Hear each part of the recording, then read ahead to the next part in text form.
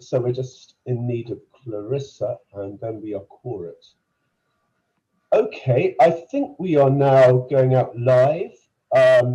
So hello everybody, and welcome to what I think is about the 20th webinar that we have held since the global platform has been set up. So it's been a very busy year.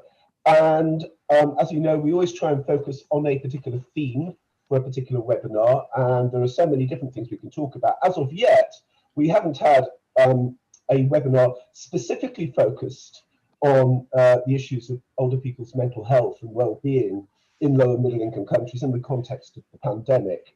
And so I think it's overdue that we have a webinar focusing on those obviously extremely important issues. And one of the things that I think it's pretty accepted by most people who work in global health, particularly at an international level, is that mental health, we talk about mental health being neglected at country level, even in high-income countries, but when it comes to global health, and particularly low and middle-income countries, this is an incredibly marginal issue, despite some efforts on the parts of World Health Organization, for example, to try and take this agenda forward over the last 10 or so years. And of course, something I constantly complain about is that the health of older people, certainly as a global public health issue, is also very marginal. So if you put these two things together, the mental health of older people in low and middle income countries, even before the pandemic, I think this was an issue which got very little attention relative to its importance. Next slide, please, Lucas. And just to say a couple of obvious things that I'm sure you're all familiar with. Lucas, next slide. Phew. Yes, here are just some broad indicators of, these are numbers which are put out by World Health Organization, almost, I think, as an advocacy kind of message, as an actual product of robust academic research. And no, go back to the previous one, please.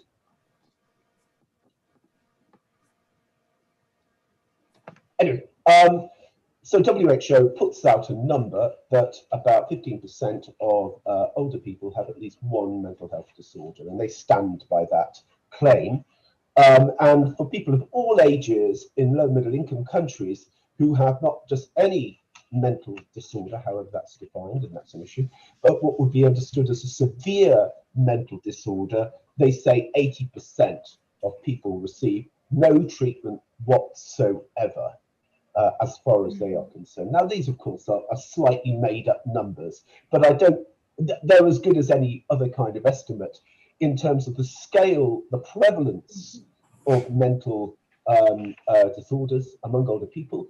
And of course, we know the majority of people over the age of 60 are in low and middle income countries, and the fact that there is very, very little treatment available for them in these countries. Next, please. So it gives you a sense of the scale and the neglect. And of course, there's been a lot of research and a lot of debate about the mental health effects of the pandemic on people of all ages. And that has included in high-income countries quite a lot of discussion about the effects, particularly of things like lockdown, on the mental health of older adults. And this is a paper that came out a couple of months ago, which I think says all the things that we're aware of, but says it very well and provides some evidence to back it up. And again, I don't think we need to rehearse those arguments. They're quite familiar to most of us. Next slide, please, Lucas.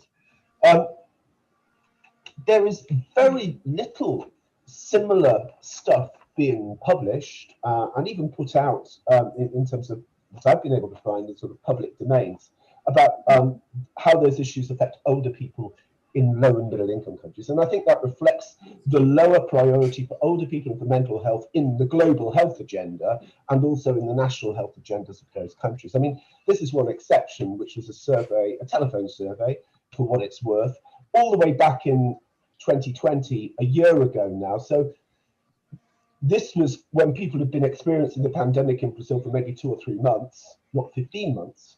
So of course, this doesn't represent what the situation might be now, but they included a number of questions based on self-report, which clearly, so there are lots of things you could pull apart in terms of this methodology. But again, they provide a broad picture that significant numbers of older people report, not surprisingly, isolation, anxiety and distress and depression. Now, they don't provide data about what those rates would have been applying same methodologies before the pandemic. So, But this is about as good as we've got in terms of any kind of empirical evidence as of yet, certainly quantitative evidence of mental disorder effects of the pandemic in low and middle income countries. So, clearly this is an area which has been, we talk about lots of things being woefully neglected, but this has been so extremely woefully neglected.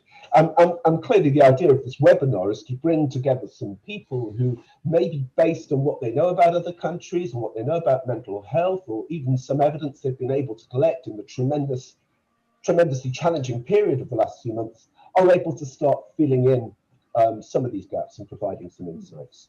So I think it's going to be a challenging session today. Sometimes the evidence might be quite limited, but we will have to make the best of what we've got. And so before I hand over and introduce our wonderful chair, Ziggy, I will firstly hand over to the guy who makes all of this happen, basically, Lucas, who is going to explain to the people, the neophytes who haven't been in a global platform webinar before, how things like questions and answers work. So over to you, Lucas. Thank you, Peter. Just very quickly, all the participants can ask questions in the chat or in the Q&A. We are also broadcasting in YouTube, and you can make comments and questions there if you like, and I will be checking them. Thanks. Thanks, Lucas. Oh, and just a word of warning. What we do is we allow each person to speak for 15 minutes. And unless there's something really important, which is something which is confusing, we ask you not to ask, well, you can ask your questions in the chat and we'll gather them, but we won't have questions in between papers. We'll just have a larger discussion at the end. Great, and Lucas and I will be managing those questions and passing them on to our wonderful chair, who is Ziggy Santini, who is based at the University of Southern Denmark, and he has done a lot of work in related areas. He's done research on the mental well-being of older people in high-income countries, including Europe and the USA, as well as to some extent in low middle-income countries, working with the 1066 Dementia Research Group. He has particular interests, and these predate the pandemic, in issues such as social disconnection and loneliness. So you can see why that would be of particular interest over the last year. And he is one of these people who doesn't just work on these issues with reference to people at older ages, but he has wider interests in terms of how these affect people, including youth, informal carers. And I think sometimes it's really important not to just talk exclusively all the time about older people, but to be able to put their experiences into context of wider experiences. So for that reason, I think he, and because he's just very good at what he does, he is a great chair. And so I'm going to hand over to you, Ziggy, and basically now the whole webinar is entirely your responsibility, and I can just go away. Thank you. Thank you. And thank you for the invitation. I'm very happy to be here.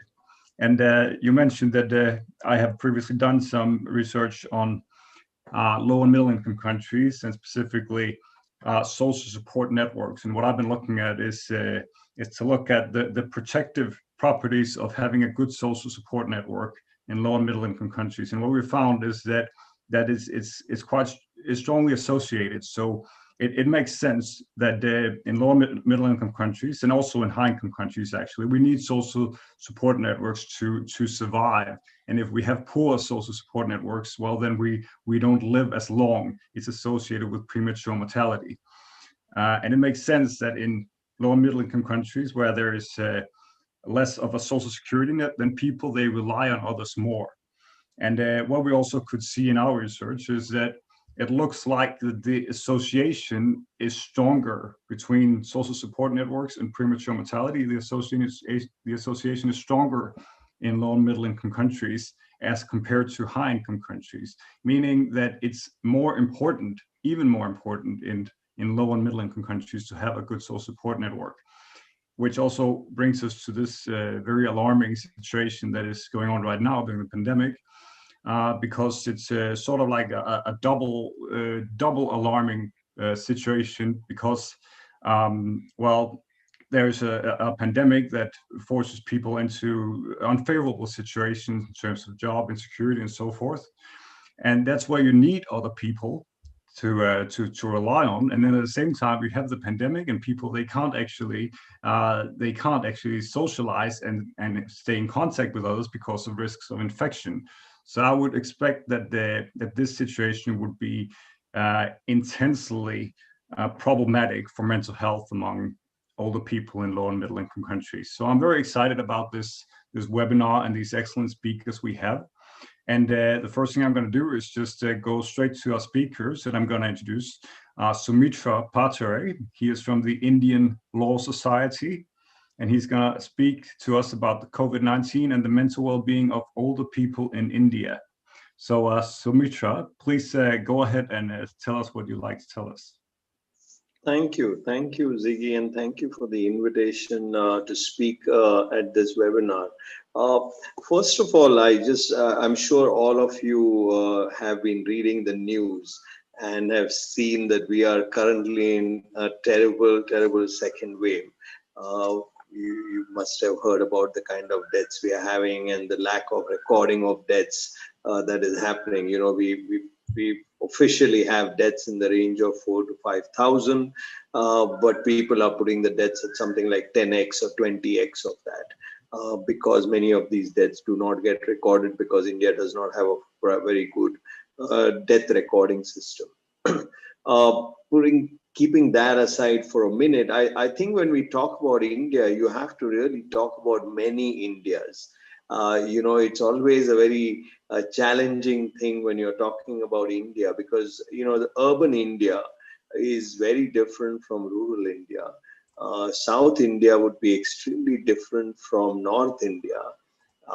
And social class divides would be extremely difficult from urbanized upper social classes whose lifestyles and issues might be very similar to many people living in European countries. On the other hand, you would have someone living in a rural part of Bihar whose issues might be more closer to an extremely deprived country anywhere in the world.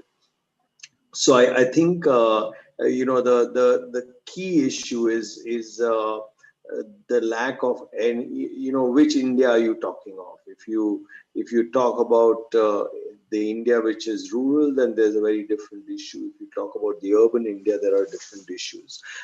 We don't have any formal data. I've been looking around. There has been hardly any research that has happened in the last 1 year to look at the impact of COVID specifically on older populations. And that's not surprising. The emphasis has been on younger people, given that our population is in the younger, you know, we have a young bulge rather than an older bulge. And so older people are forgotten, as they are everywhere, but especially so in a country where most people would be younger. So if you let's take if you took places like Kerala, for example, Kerala has a much higher proportion of older population. Kerala also has an excellent public health care system, and Kerala has had one of the best provisions for public mental health services for older adults. Now that is not true about any other part of the country. If you take the country as a whole, even before the pandemic, our treatment gap was close to 80 to 85%. And that varies geographically, that also varies by condition, but there is no condition for which the treatment gap in this country has ever been below 80%. So, you know, we started off the pandemic with a treatment gap of 85%. There's not much more you can add on to that in the presence of a pandemic, and probably reached a treatment gap of 95% now. But that incremental 10% addition is probably not even going to be noticed because there's a baseline treatment gap which is very high. Some of the features that do exist, especially in urban India, is the fact that many older people, especially in urban India and large cities like Mumbai, Pune, Delhi, do live alone, and the problems associated with that have become really acute. So, you know, we've had quite a few newspaper records reporting of suicides among elderly people living alone. And now again, we do have a national Crime Records Bureau, which collects suicide data but has not yet released the data for the last 2 years. So we actually don't know whether, say, suicides among older people have gone up in this time, or they've gone down, or they've remained the same. So that's another issue which we don't know anything about. One of the things that happened during the pandemic, and especially during the first wave and also now during the second wave, is that a lot of mental health services were repurposed. So across cities, mental health wards were converted into COVID wards. Mental health professionals, including junior residents in psychiatry, were reassigned to COVID ward duties. Mental health OPDs were shut down, and that created its own set of problems. So whatever little services that we have were also curtailed in a very, very significant manner. Along with that, what we did find in the first lockdown that we had last year between April and June was that availability of medicines became a problem because of the supply chain disruptions that happened. So many people ending up getting relapses of their existing mental health problems because there were no medications available locally or where they were, because the supply chains of the pharmaceutical companies got disrupted. That has not been such a problem currently in the second wave and in this current partial lockdown that we have. And I think that's largely because pharmaceutical companies have kind of worked out a way to ensure that their supply chains continue to remain in place. One of the biggest problems for the second wave, and especially not just in older people, but also in younger people, has been the whole issue of grief. In India, as everywhere else, death is associated with certain rituals and a certain grieving process. And those rituals tend to be, given that it's a traditional society, those traditional rituals are more likely to be of value to older folk rather than to young people. But not that young people, it doesn't matter. But the fact is, because of the COVID protocols around death, we've had situations where grief is just not being dealt with. So we've got 3 or 4 groups of people for whom grief is a major issue.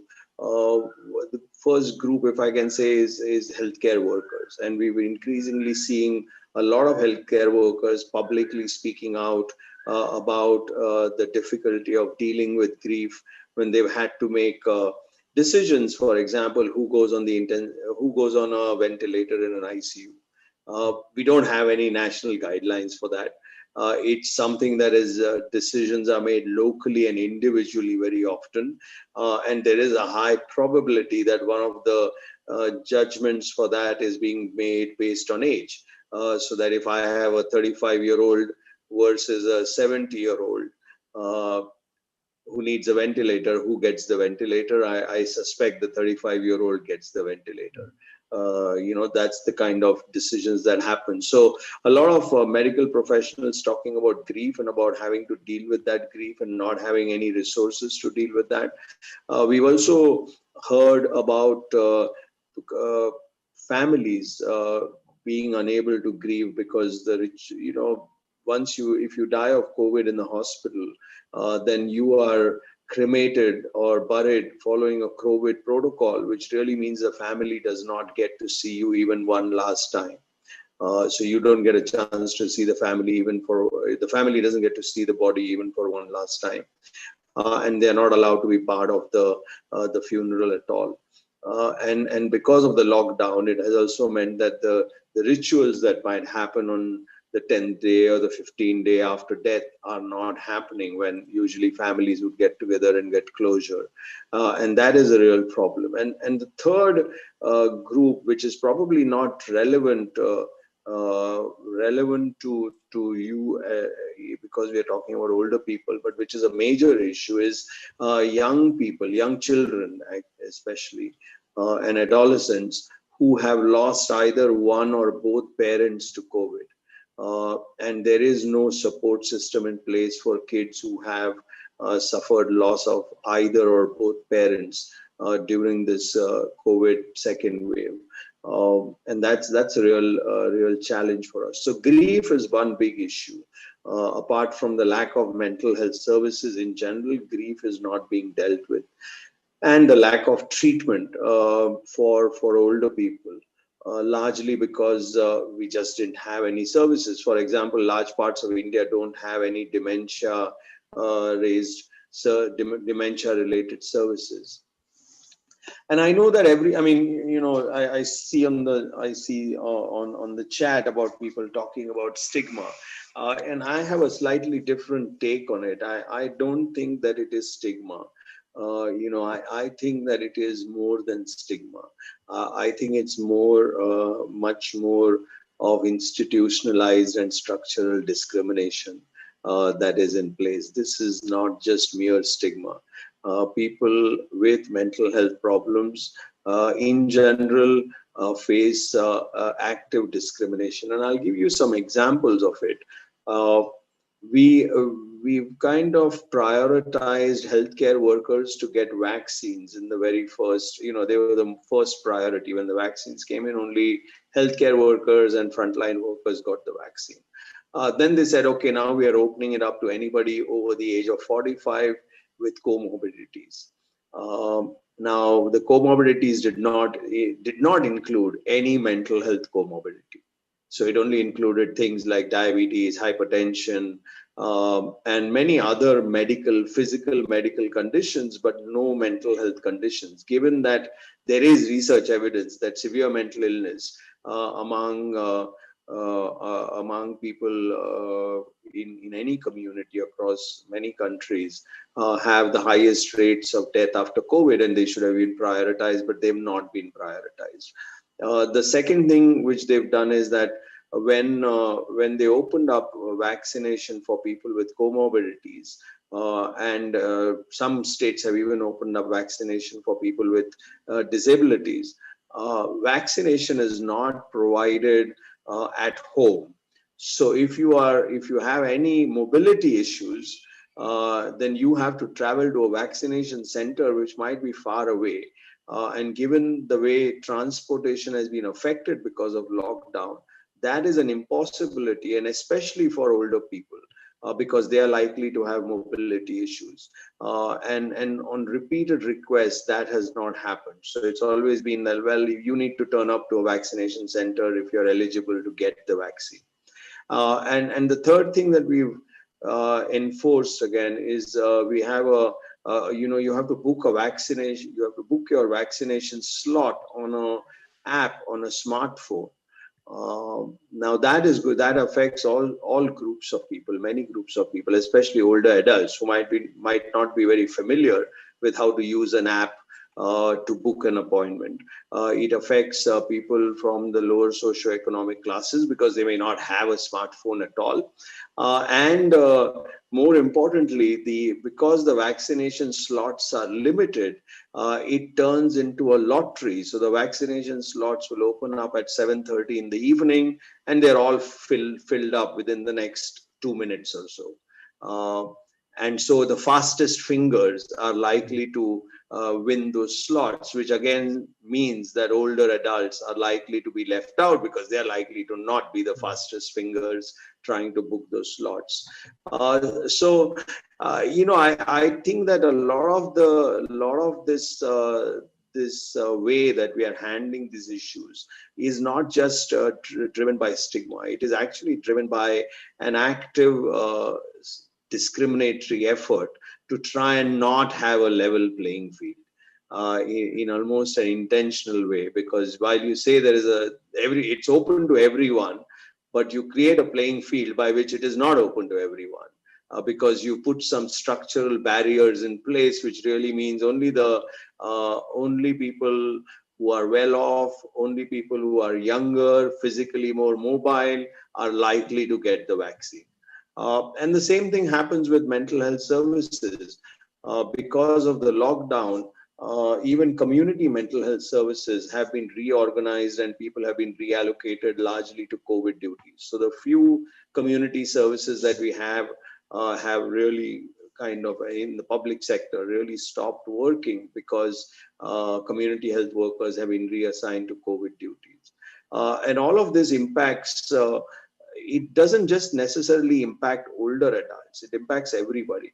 But it particularly impacts older adults more than it probably impacts younger people because of the way it has been structured. So, there's a whole host of issues that we need to deal with. And in all of this, in the background, we are dealing with a situation where there is no data.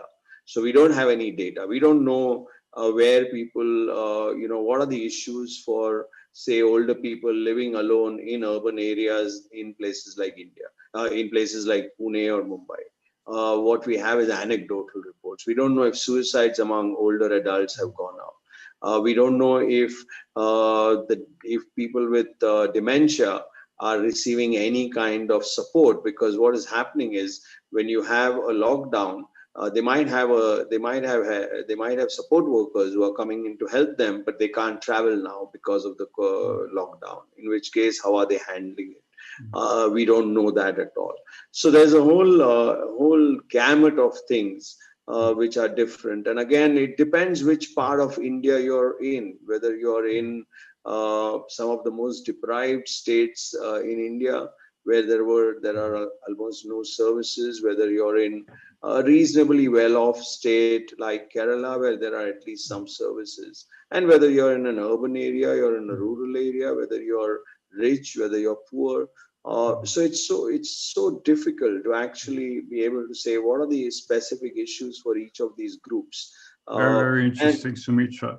Yeah. We're almost up with time, though, but I can just give Thank you you. a minute more or two if you'd here. like. I can give you a minute more or two if you like, just to finish up with your key points. If you have anything more to add, just to wrap it up. No, I just wanted to. I wanted to just end up maybe in 30 seconds to say that there are a lot of intersectionalities here which we've not really been able to address or explore because we just don't have either the bandwidth or the resources to carry out some good quality research studies at this point in time. Yeah, fantastic. Thank you. That was really, really interesting, and I really appreciate this also because I can only see I only know what I can see from the news, and all I can see there is that it's bad. So I really appreciate when I can get more like a glimpse of the actual pressures that's going on at the moment in India. So thank you very much for that. Thank you. That was really interesting, and I'm gonna continue and go on to our next speaker. So we have Clarissa Giebel from the University of Liverpool, and she's going to talk to us about the effects of the COVID-19 on the mental health of older people, insights from sub-Saharan Africa and Latin America. So Clarissa, please, the floor is yours. Thank you very much. Thanks for the invite, Peter, as well. And it's been really interesting hearing about the Indian perspective, because we are currently conducting a study with India and some other LMICs as well, but I'll chat about that in a minute. So yes, I'm gonna share my screen if that's possible. Should be so. And here we go. So yeah, as I was just introduced, my name is Clarissa Giebel. I'm a researcher at the University of Liverpool and the ARC Northwest Coast. And my research mostly looks at inequalities in dementia care and aging, and not just in the UK and Europe, but also in LMICs. And today, specifically, I'll be sharing some of our findings on a small but important study that we conducted last year in Uganda, but also about 2 ongoing studies that we're doing in different LMICs. So firstly, I'll be talking about those findings. So a little bit of background, so around 4.4% in Uganda of the population are older people. So obviously we class that as age 60 plus as opposed to 65 in high income countries. They are amongst the poorest members of society, and they tend to have very poor access to basic food and water, so basic necessities and healthcare. So I've been collaborating with the ARCAT in Uganda, and you can check out their webpage, and they're on Twitter, quite busy as well. Specifically, I've been working with Isaac Dumba and Ivan as well. So it was a really interesting collaboration to do this. So what we've done, basically, we've received some funding from the ODA to understand the impact of the COVID public health measures in Uganda on older adults. And we wanted to understand generally how did it impact on their general life, but also on their mental health and mental well-being. So the researchers in Uganda at the ARCAT, they conducted 30 qualitative interviews with older adults in the area. Most of them were residing in more rural areas just outside the capital. And so all of us, a small team, we analyzed the data together. They were translated into English for me to understand them.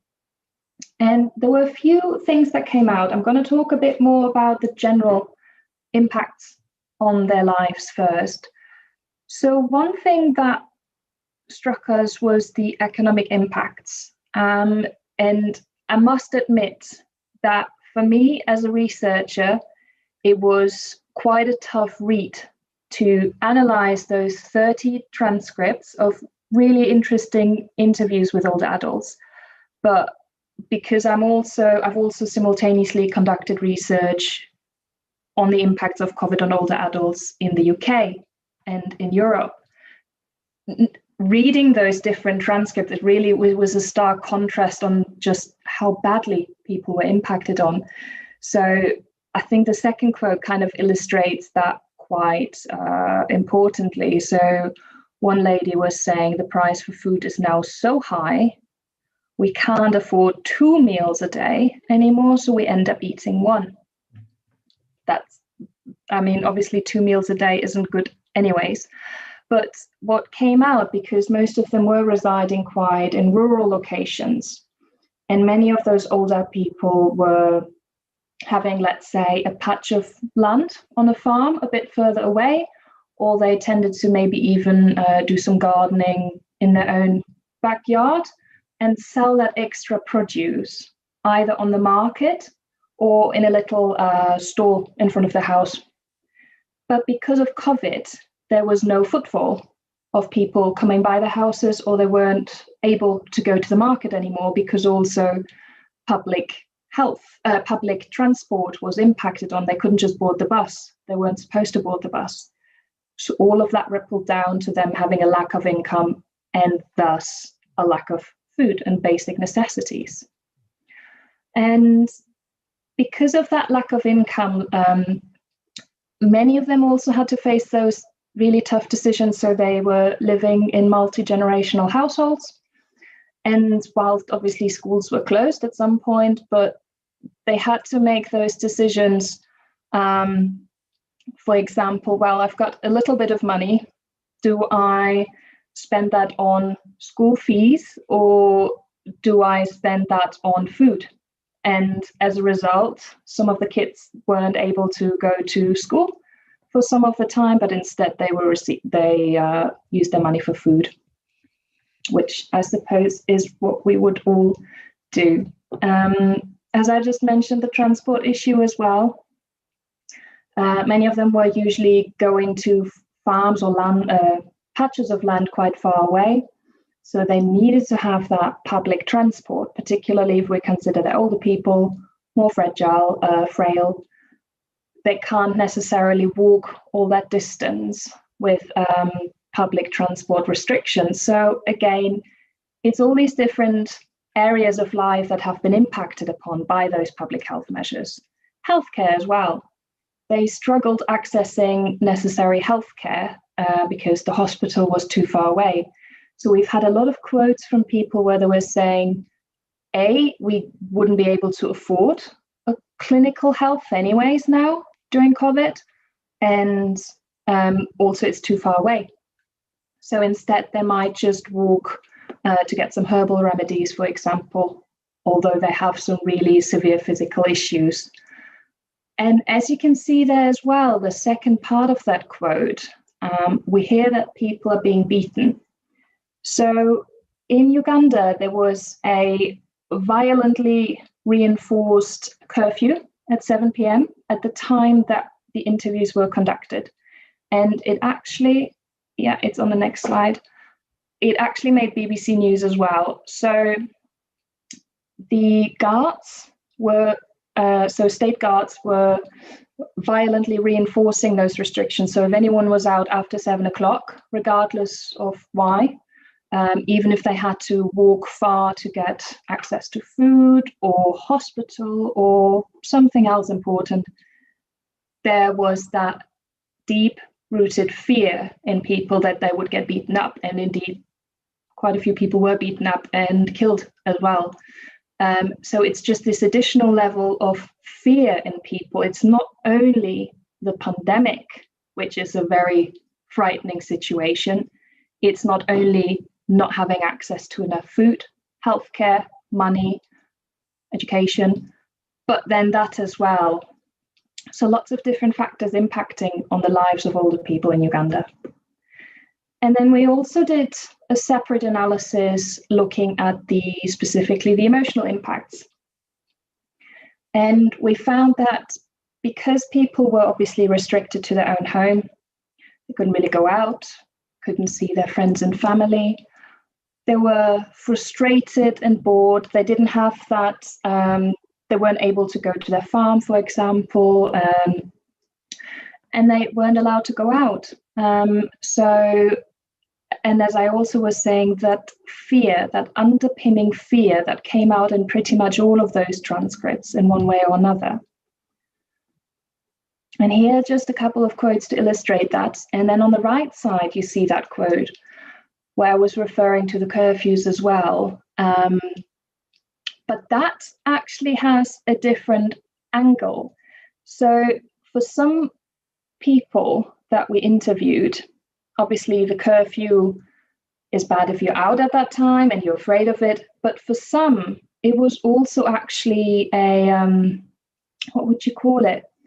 A little bit beneficial, I suppose, because they thought, okay, there's not so many people loitering around on the streets at night, so maybe that's a good thing. So some of those people we interviewed were concerned if the curfew isn't in place anymore. No one at the moment has any income. It's because of the pandemic, maybe people will come at night and take whatever little money we have. So it's just such a stark contrast to obviously how the pandemic has impacted all the adults in high income countries. These kind of quotes and fears we would probably never capture here. I hope so. But it really shows how badly people have been affected, older people in LMICs have been affected by those restrictions indirectly. Whilst they may be safe from the virus, and all people we spoke to did adhere to the restrictions, there's so many negative side effects that the government probably isn't aware of. So how do people cope with these restrictions? Many people were just saying, well, it's the way it is. We just have to accept it. It's for the better good. We don't want to get the virus and we accept that. But then also faith. But obviously with those social restrictions, people weren't allowed to access their normal religious ceremonies, go to church on a Sunday, which is a very big part of their social life. So whilst that also was a negative, not being able to go to church or to funerals, particularly during the pandemic, it also offered them some sort of lifeline, faith in God, and getting some support from that. So that was a brief summary of the findings from our Uganda study. And now I'm going to very briefly just share with you our ongoing research. So based on that study we've done in Uganda in April till July last year, We've since received some additional funding from the ODA to understand the long-term mental health implications and impacts on older adults in Colombia, Uganda, and India. And it's certainly a hefty data collection that's going on at the moment. We have now completed all baseline interviews and focus groups. So specifically, the researchers in each country have conducted interviews with older adults, people with dementia, and family carers. And then in each country, we've also held a focus group with health and social care professionals to understand it from a different angle. And then in the next couple of months, they will be following up about half of the initial baseline interviewees. And again, we'll conduct the focus groups. I'm afraid I can't say much yet because I've only received the transcripts about a week ago. So me and my team members from each country will have to analyze them thoroughly now. But it's a great job that we've got that data already. So watch this space. It's certainly an interesting topic. And just on my last slide now, I suppose the biggest project of all of them is really sadly and frustratingly affected by those ODA cuts, which I'm sure many of you have heard about. So we've been funded by the ESRC and the Newton Fund to conduct a 3-year project, which I'm leading at the University of Liverpool. And we've got collaborators in Antioquia, in Medellin, in Colombia. And the aim of that is to understand and address the mental health of older adults in Colombia and the impact of stressful life events. That includes la violencia, for example, but also COVID and other really stressful life events. And it's a really, it's quite a few components. At first, we want to understand the mental health impacts qualitatively and quantitatively. Then we will co-produce a community-based intervention for the Turbo region in Colombia, which is one of the most deprived areas in Colombia. And then we will implement the intervention. And just on a kind of final note to say, whilst ODA sadly has cut short our UK funding after year 1, Colombia still has all the funding, and the UK side will continue to be involved until the very end. But just to kind of flag up how frustrating that is, yes, as a research team. But yes, that's it from me. Thank you very much. Thank you, Clarissa. That was really interesting and insightful. Very, very good.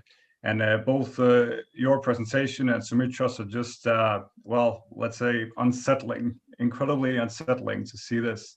And it makes the condition in Europe seem like a paid vacation, really, when we consider what these people have to go through and endure. So thank you so much. Very, very insightful. And I will go directly to our next speaker. So we have Janet Seeley from the London School of Hygiene and Tropical Medicine, and she will be talking about reflecting on the experiences of older people in South Africa and Uganda in the time of the COVID-19 pandemic from 20 to 21. And Janet, the floor is yours. Thank you, Ziggy. So I'll now attempt to share my screen.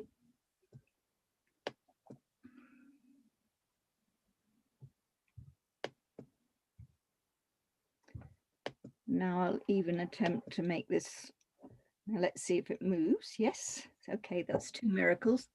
So yes, so I'm gonna, it builds very conveniently on Clarissa's work. And for this brief presentation, I'm drawing on sort of various bits of data. We've had a long-standing population cohort in the Masaka area in southern Uganda for the last 31 years, which I have been associated with for that time.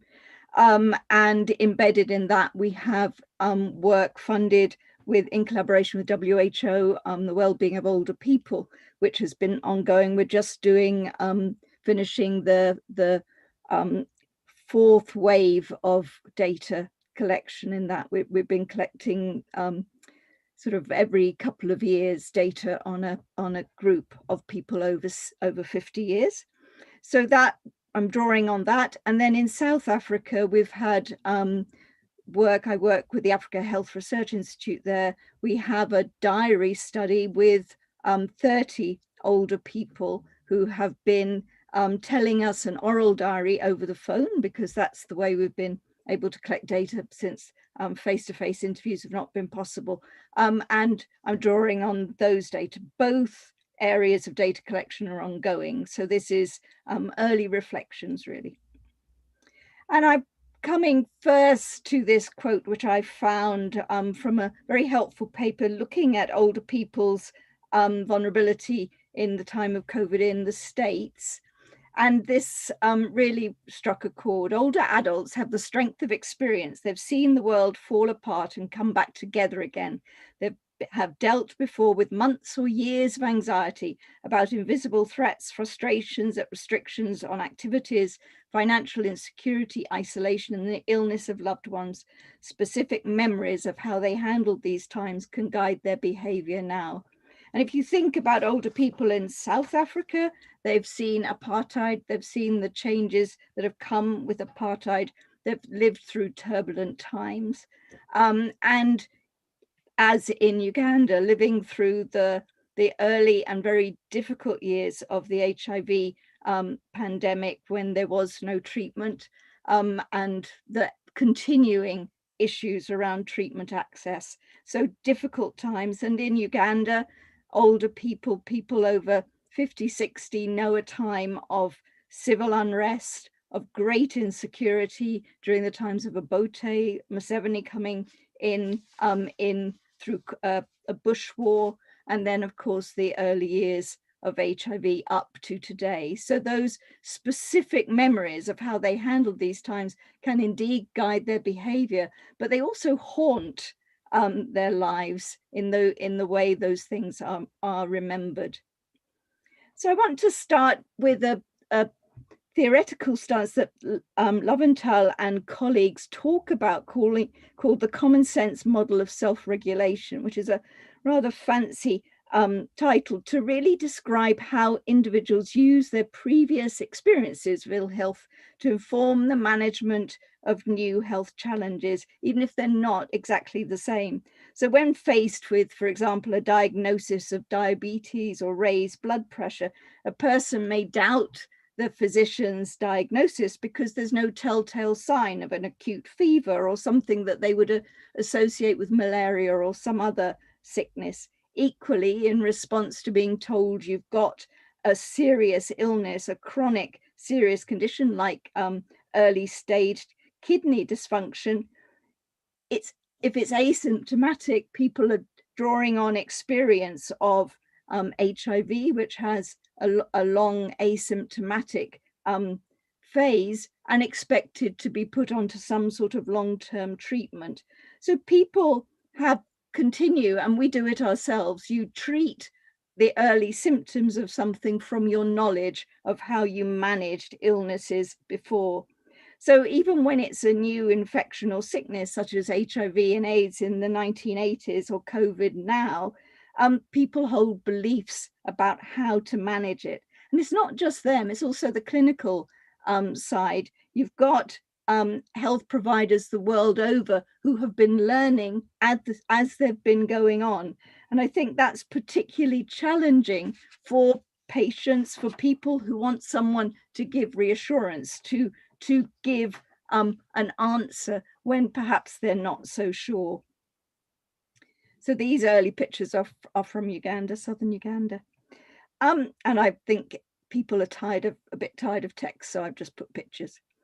So just thinking about the 1990s, and as I said, I was in Uganda at that time, late 80s, 90s, and a woman recalled that time talking to her about 10, 15 years later, when she and her family would become very tense when they heard a vehicle at night on the dirt track which ran between her home and the plot where her neighbors stayed. And she was always assuming that another dead or dying person was being taken to her neighbor's home, because that home actually lost 21 of their adult children and other relatives through HIV in a 10-year period.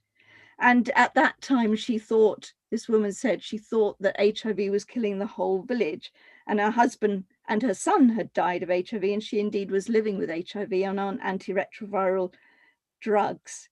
And so for older people in 1990 in southern Uganda, the threat posed by HIV was a shadow very much over their lives. And it was a shadow that was superimposed on the shadow that had come from the insecurity of the previous decade. And there were many accounts of older people struggling with grief, of managing to get their children through their school, only to find that child's life cut short just as they were getting to a point where they could support the family. So a very tough time. So it's not surprising that when the lockdown, which Clarissa mentioned, was brought in March 2020, the response to the lockdown for COVID-19 was for many older people to want to call their younger relatives home. That was what they wanted to do to protect their families. So to come from Kampala, or indeed to come from somewhere like these fishing sites, this is on Lake Victoria. So the reasoning was straightforward. COVID-19 must be very severe because the government had never imposed a lockdown for HIV or indeed for Ebola, very serious illnesses that they knew of. And therefore, if it was that severe, people needed to come home to be safe. But the irony is, unlike HIV, those who are most at risk of severe illness are not all the ones who are most at risk of catching it, if you like, because of their mobility patterns, because of the mixing, the social mixing. So there's a very high possibility that that very same young person may carry infection, not suffer severe illness themselves, but bring it back to grandma or to mum. So the majority of people working in these fishing sites, they're under 40, many of them are under 25.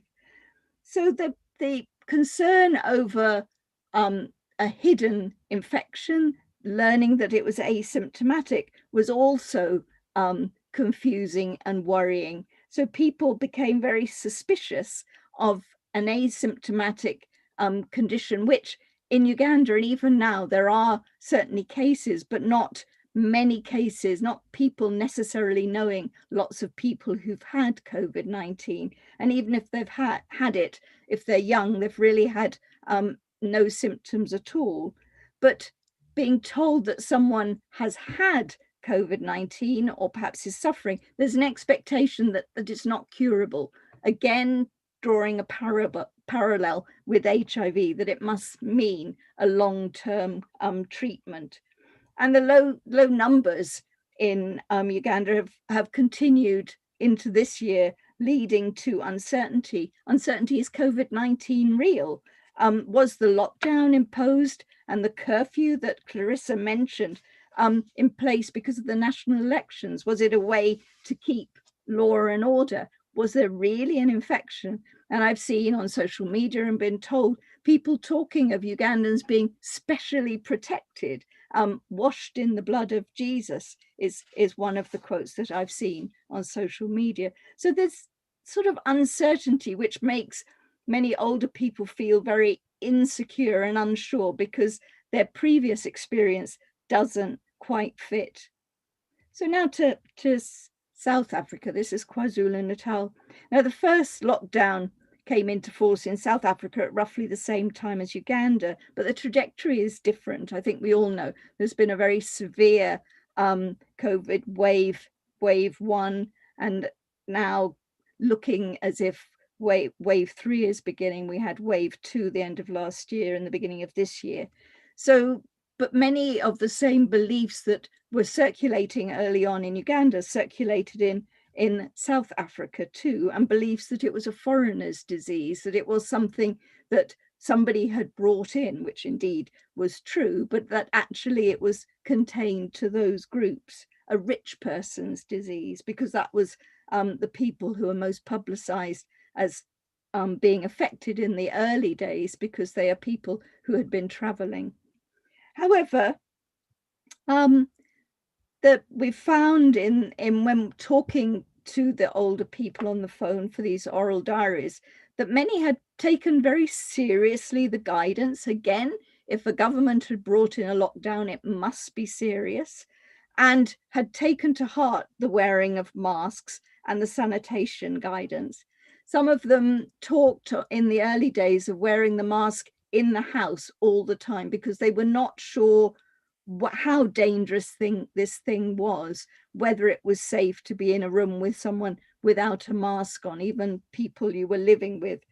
One old man, though, lamented the fact that he had no control over what his adult sons were doing. And he said, you know, I can insist on the mask when I can see them, but as soon as they leave the house, the mask goes into the pocket.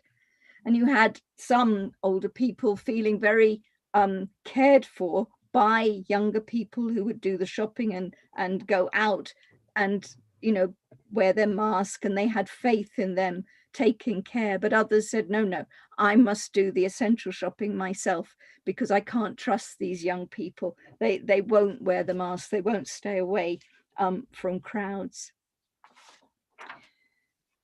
But in terms of the language used, in terms of prevention messaging, that was very concerning for many. We've been told and continue to get questions over what does airborne mean, and we've heard of these older people we're talking to, their concerns of wearing a mask when they're out in the garden, far from other people, because an airborne infection could be blown from a city, from many miles away. So one needed to take care to protect oneself. And you've got this fear of infection in the house, fear of infection outside the house. And some of the language used in the media by politicians, by scientists, has been incomprehensible. What does flattening the curve mean? It mystifies the language that's been used to explain what the government approach is trying to take. And that's the world over. It's certainly not East and Southern Africa alone. But there've also been more recent concerns, and I think we're seeing everywhere, the stop-go messaging on vaccines. AstraZeneca vaccines arrived in South Africa about the time they were about to be used, when the first worries over blood clots came. They stopped from using them, and and then the issues about blood clots for J&J, which is the vaccine that's being rolled out at the moment, although very modestly rolled out because of supplies, has created uncertainty. And then we've heard again from the older people we're talking to about fears that actually the prioritization of older people is to kill them, not to save them, that this must actually mean that this is a way to get rid of older people, not to provide support.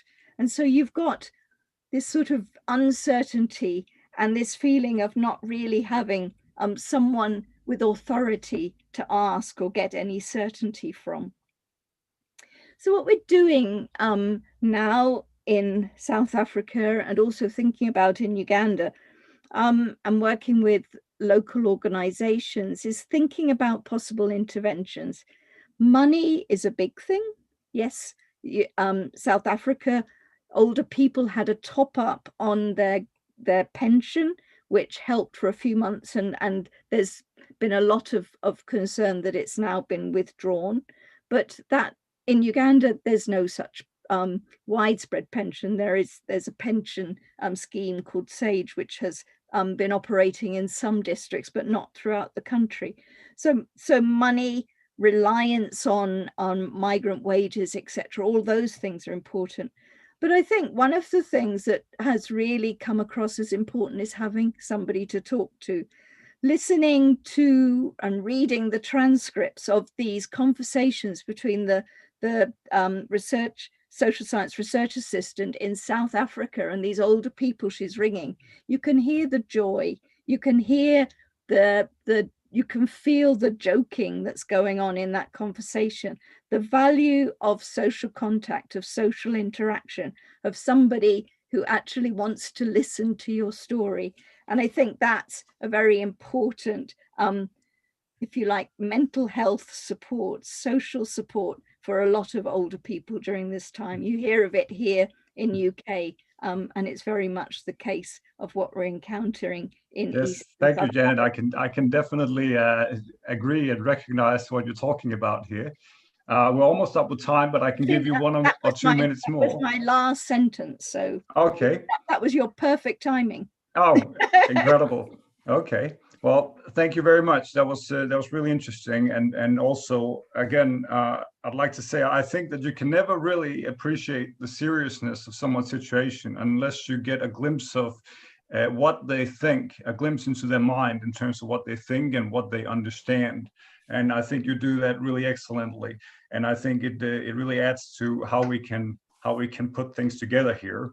And luckily, we don't have to put everything together by ourselves, but Elaine is going to help us put this together, these 3 presentations. So we have a wonderful discussant, Elaine Withington, and she is Professor Emeritus of Human Development and of Sociology at Cornell University. So Elaine, please help us put things together here. Thank you. I'm surprised at how much the U.S. experience in its great complexity. And now that we're in the midst of a 4th wave of the pandemic, and I currently live where the 4th wave is the worst in Ann Arbor, Michigan.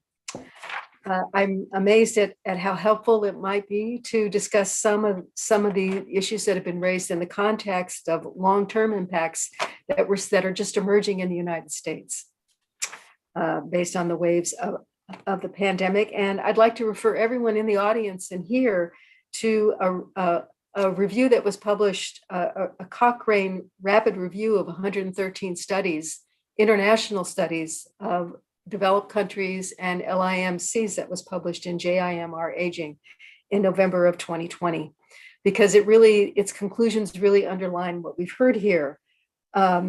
There are older adults who across the world, including in developed nations, who have risk factors that make them very vulnerable to the types of policy changes that have come about, such as shelter in place and lockdowns in countries all over the world.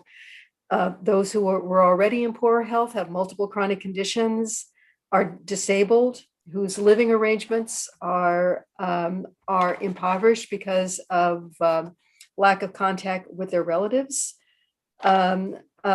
who are in places where the policy responses to the pandemic cause situational issues, which put older adults in danger of their health in the United States, but of their lives in other countries, as we can see. However, the findings of the Cochrane review were very interesting, and they reflect what we've heard in the second presentations. That those findings were that aging adults are not necessarily more vulnerable than younger adults to the mental health effects brought about by the COVID-19 pandemic. They are more vulnerable if they have some of those risk factors that I just listed. And another conclusion, which is that young people could learn from older adults about effective strategies for emotional regulation and better coping with stress. Because older adults have experienced a lot, are good in using acceptance and faith to cope with unusual situations, and sometimes have showed lower acute mental health responses in response to the COVID epidemic. However, let me put this into perspective. Older adults are a very heterogeneous group. In the United States, we have seen the results of those who were the most at risk of the disease not being properly protected, sheltered, and isolated, such as the very heavy death rate of older adults living in congregate housing in the United States, which is thankfully now being controlled by vaccine policies, which have put older adults at the top of the vaccine delivery chain. We're also starting to see consequences and studies about how the long-term mental health of older adults who live alone and who experience policies that were to shelter in place or lockdown, increased in psychological distress over the time of the pandemic, and there's evidence that that continues. I think of particular importance to India, which to me seems very parallel to the United States in what you are experiencing right now. The United States has seen an increase in deaths in vulnerable populations from all causes because of the COVID-19 pandemic, because of lack of access to hospitals, because of institutionalized racism and discrimination, which have widened disparities in treatment for all kinds of diseases during the pandemic. A very surprising finding that was recently published is that the death rate of older adults with Alzheimer's went up during the pandemic, even if there was no COVID-19 infection in the household, which suggests that something very complex was going on in terms of medical care and supervision or support for people with Alzheimer's. There have been an increase in deaths attributable to opioid overdoses in the United States, as people who, among younger and middle-aged people, as people who were already addicted or in neighborhoods where it was possible to become addicted and still get the drugs, used opioids more.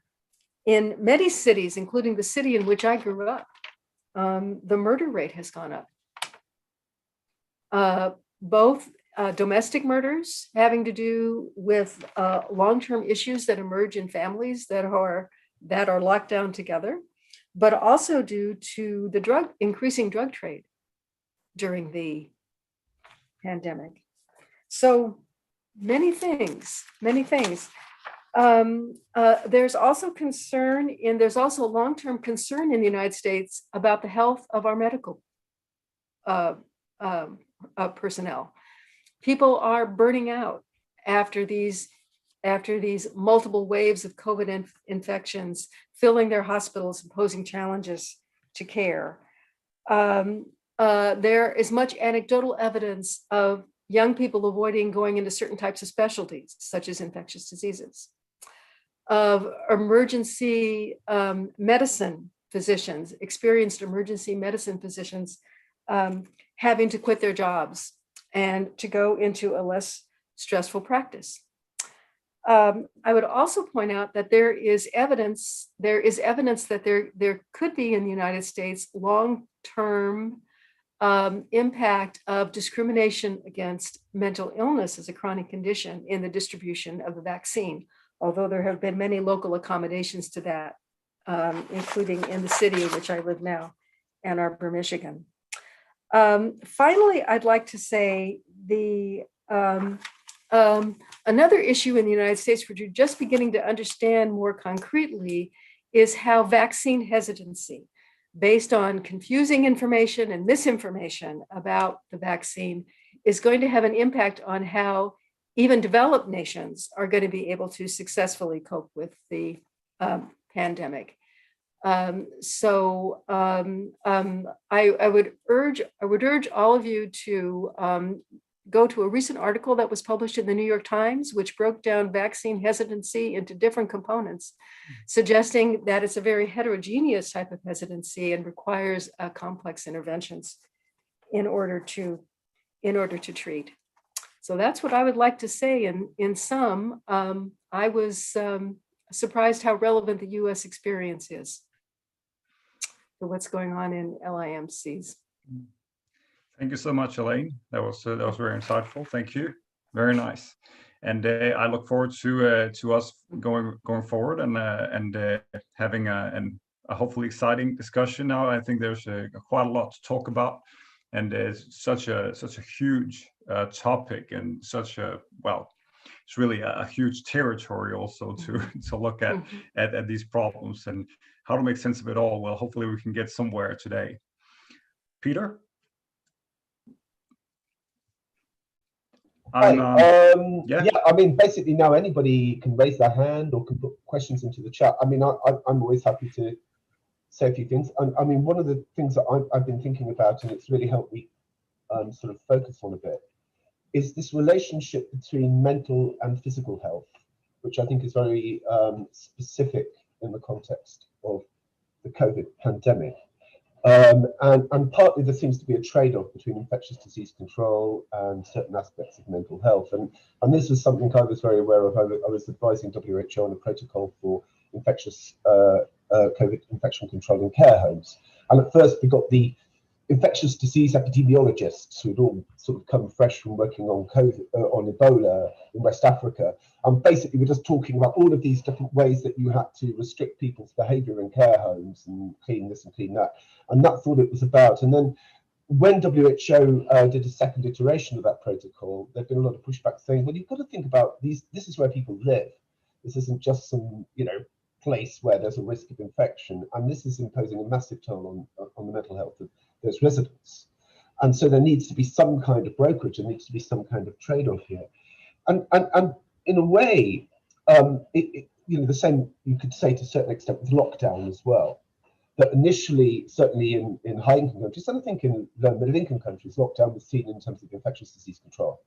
But then decisions, public policy decisions about lockdown, of course, depend on economic pressures a lot, but they also depend on, I think, increasingly growing awareness of the effect this has on people's mental health, people of all ages, and they may play out in different ways for people of different ages. And in a way, I mean, for me, what I find very interesting is that if you take 2020, if you look at older people who died in 2020, about 45 million older people died in 2020 around the world. And about 40 million of those deaths, nearly 40 million of those deaths were from non-communicable diseases, cancer, heart disease, stroke, diabetes, things like that. And even if you take into account underreporting, probably no more than 3 million older people died of things that we would mainly attribute to COVID. So in terms of death, I think COVID had a much smaller effect on the lives of older people around the world, including in LMICs in 2020 than NCDs. But in terms of mental health, I think that's where COVID had a very big impact, because it affected the mental health of a very significant proportion of people of all ages, including older people on the planet. And so I think COVID raises a lot of issues about it's a pandemic of both mental health and physical health, ultimately, in terms of the way it's played out. And I think this may raise a little bit of awareness, probably not for very long, among policymakers, as we've seen, for example, the protocol for care homes, that there's no physical health without mental health, and there's no mental health without physical health. That might be overstating it, but a recognition that there has to be a rebalancing of priorities. And so perhaps on a hopeful note, the pandemic is demonstrating that need, and that might potentially give rise to a slightly more enlightened approaches to this vastly neglected issue. So that's just to throw out there as a hopefully slightly less sad reflection on what clearly is a terrible situation. I don't know how you respond to that. If anyone has questions, feel free to type it in the chat. We'll be very happy to engage with those. I mean, I've got a question for anybody, particularly our speakers. What can be done? I mean, basically, we know that COVID is affecting the mental health of older people, which was already often not very good in low middle-income countries, badly in different ways, although some people have certain forms of resilience. But are there specific interventions that maybe are different in the context of coronavirus, because we have to be more careful about what we do, that you think you would advocate? I think it was Clarissa, unfortunately, I think it's had to go to another meeting, who talked about trying to develop interventions in Colombia, I think, yeah. So has anybody got any suggestions about what might, if you had some funds to invest in public health interventions in sub-Saharan Africa or India, what might work?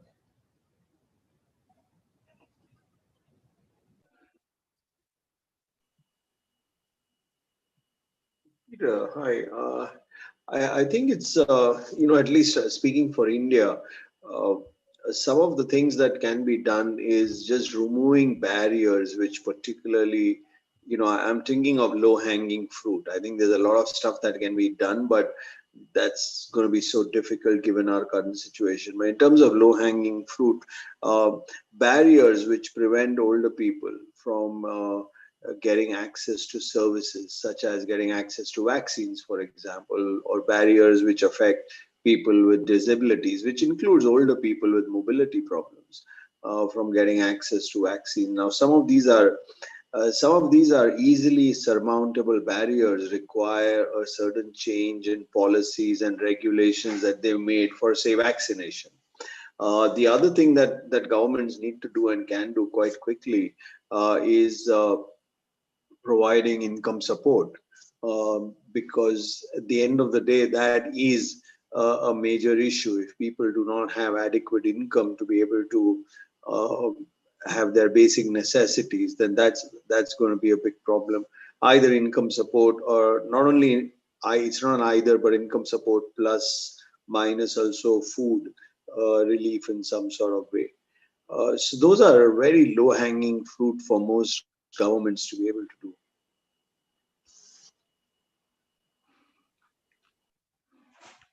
Okay.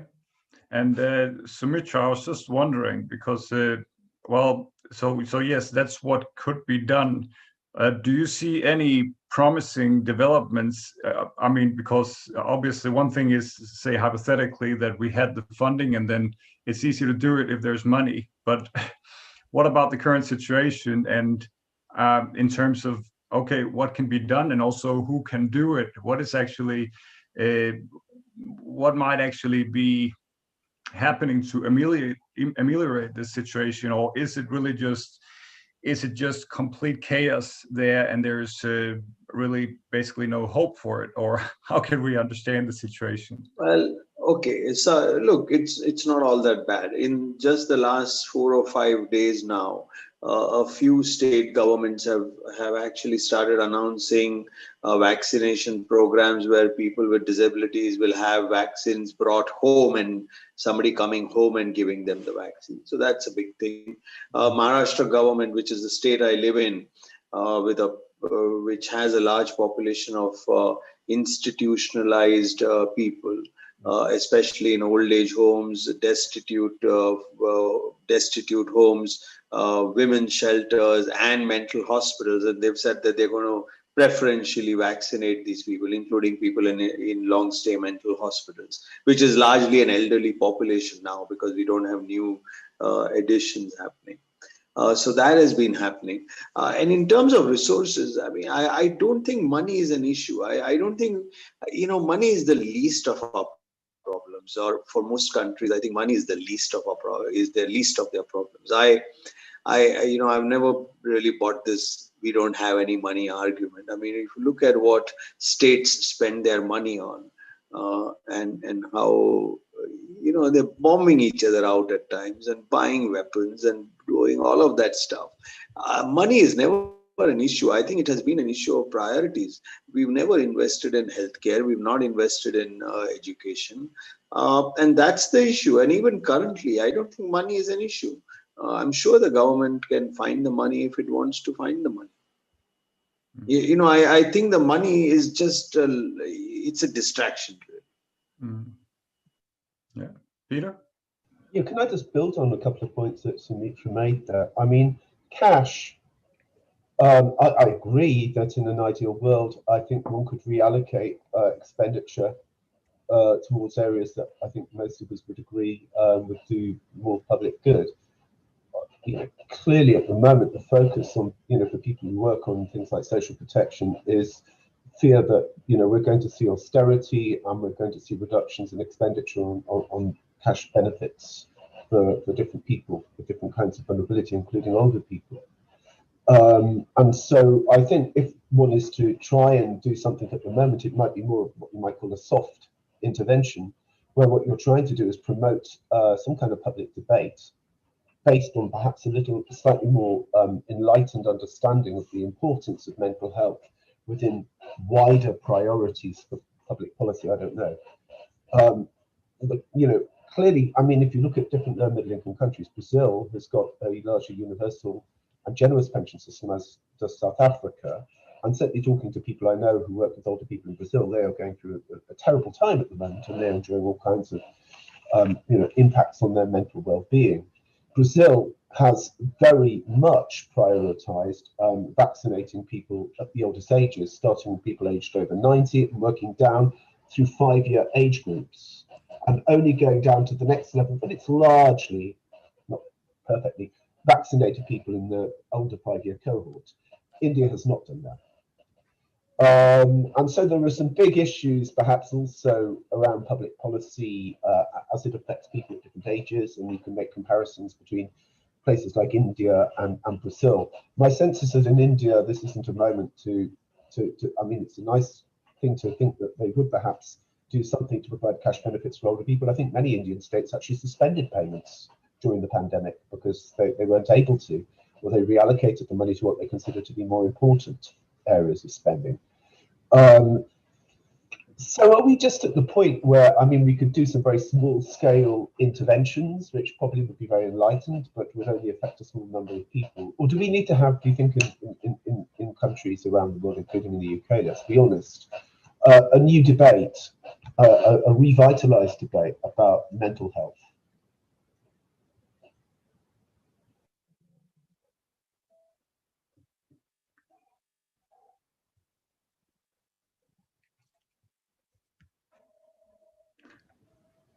Was that a question for Sumitra? Peter? That was a question for anybody, really. Okay. You know, and we got a comment from. I think it was a question for everybody, and I didn't want to hog this time and just keep on speaking, so I just didn't say anything. Okay. Well, let's have a look. It's there's a comment from Elaine. She says vaccination of older people first has had impact in the US on hospital and care burden. Now the race is on to vaccinate younger people because the fourth wave was worse, where younger people were not yet vaccinated. I've got a question for Jenna. How do you talk to older people in places like Uganda about mental health? Would you even use the concept of mental health, or would you talk about other things?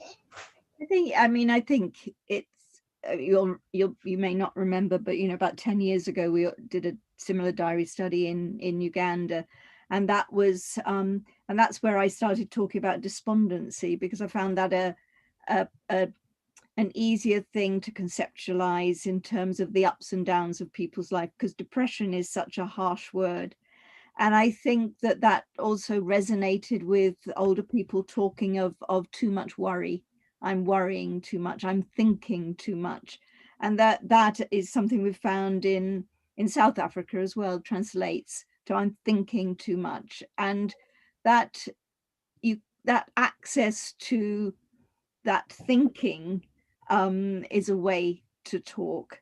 And we've actually been able to support a couple of older people in South Africa for referrals for psychological help, for, you know, through group for grief and so forth during the pandemic, because of those conversations around what they're thinking about and feeling about.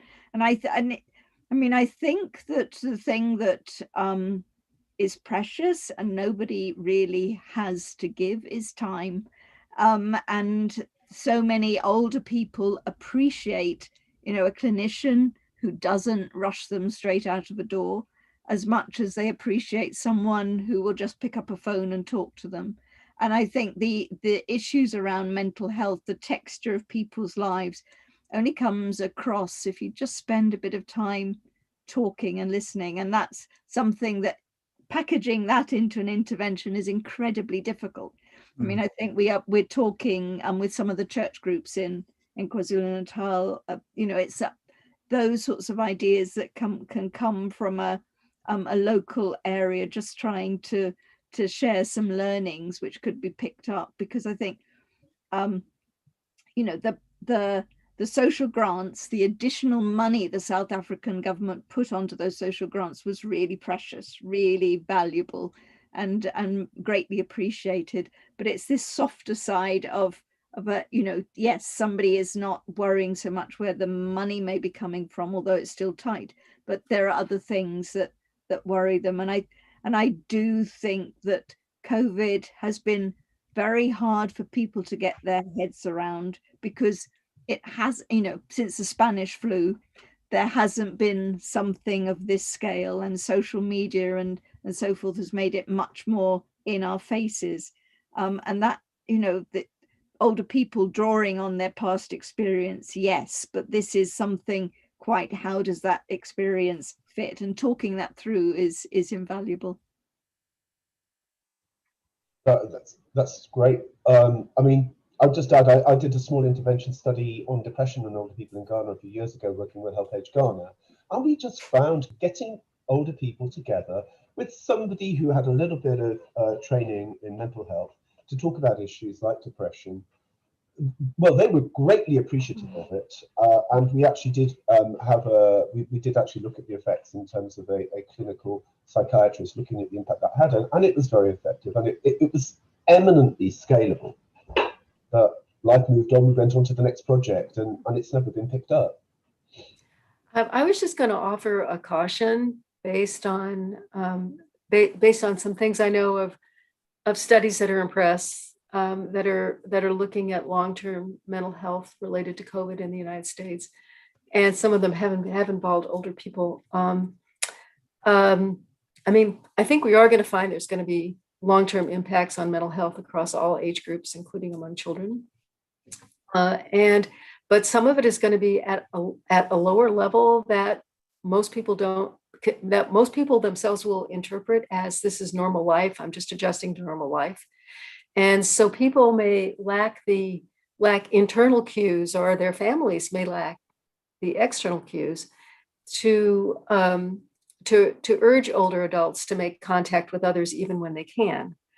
Because even though the mask mandate for vaccinated people has been removed in the United States, when I walk down the street, I'm more likely to see no masks on people who are unvaccinated, probably because of their age group.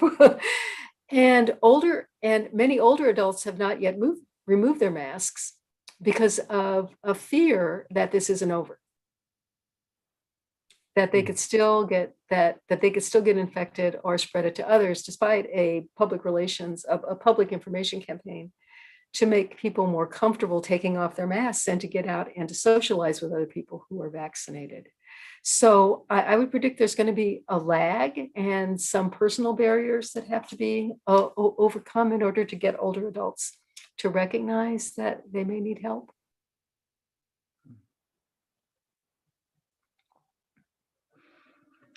All right. Well, I think that what Janet was talking about, the importance of having someone to talk to, having some social support, and Peter was talking about getting sort of people to help each other and to be there for each other, and it doesn't even have to be someone who is trained in mental health.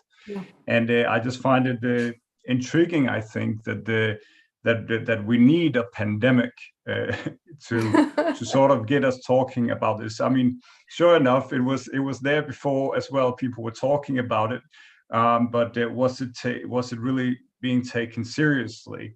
And even in Denmark, in a high-income country with a very good social security net, then we also have seen declining mental health over the past decades. And what we're trying to do is really to make campaigns to get people to be more active, connect to others, and do something meaningful, which can often imply being there for others, offering social support to others, get people together. And also that if you have isolated individuals, say, for example, in a place where people live in apartments, then you have one isolated person there and another isolated person there. Well, let's get these people to interact. Why should they sit there and be isolated by themselves? And of course, okay, we have the pandemic, and then there are problems in terms of risk infections, risk and these kind of things. But as this will pass, can we finally start talking about, well, how do we actually how can we actually improve mental health and lifestyles in the communities to actually not just rely on government healthcare and so forth to sort of promote mental health and well-being, but can we actually start promoting that in the communities where people live to promote more mentally healthy lifestyles, and that people, they give each other more social support, get people to interact and connect better, something that is actually promotive of mental health on the long term. And well, maybe we'll get there, maybe we will not. So perhaps anyone has something to say about it before we round up very quickly. Sounds great. That's where we want to get. How we get there? How we get there? It's the $1 million question. Yes. Well, I mean, at least that's what we are working on in my research team, and many others at the same time. We're trying to also produce research that it actually, it's well, improving and promoting mental health is obviously valuable in its own right, but it's also something that is that can be worth the value from an economic perspective in both the short and the long term. And that's really what we need governments and policymakers to sort of understand, that this is worth it both from a humane perspective, but it's also worth it in an economic sense. So wouldn't it be nice if we could get there? Yes. Short answer. Great. Has anybody got anything else? I mean, I think Ziggy, you wrapped things up excellently there. I brought out this meta issue, which, you know, you can't argue against it really. It's slightly idealistic, and but of course we have to start from an ideal, and then we have to work towards it. Absolutely. Well, if there are no further questions, I will just quickly do a couple of things. Can we just go to the slide before, please? No, the slide after that one. Okay. No, lower down. Lower down. That was our discussion. We just had that. No, that's going. We want to go forward. Isn't there a slide before that one, Lucas? Oh, I thought there was a slide which is telling you all about our next webinar. Can you go to the previous page? There is not. There is not. not. I must have cut it out by mistake. How silly. Okay, guys. Well, I'm really sorry about that. Our next webinar is on Wednesday. We normally have them on a Friday, but it's going to be on Wednesday at 2 o'clock. And it's an emergency webinar on COVID and older people in India. And we've got 4 excellent speakers. And I think it's going to be a very intense session because clearly, you know, people are deeply, deeply concerned about what's going on in India at the moment. So I'd just like to thank Ziggy for doing a great job and really adding tremendous value, I think, to the discussion as well. And to all our speakers, and hopefully we have gone some way towards addressing what I think is this colossal neglect, and at least set out an agenda in terms of ways to address that. And finally, last slide, I'd like to thank Lucas, the man behind the scenes, who pulls all the levers and makes all of this possible, and thank the University of East Anglia, which funds the global platform. So thank you very much. Stay well, stay safe, have good weekends, and hopefully I'll see you all again soon. Thank you. Bye. Thank you.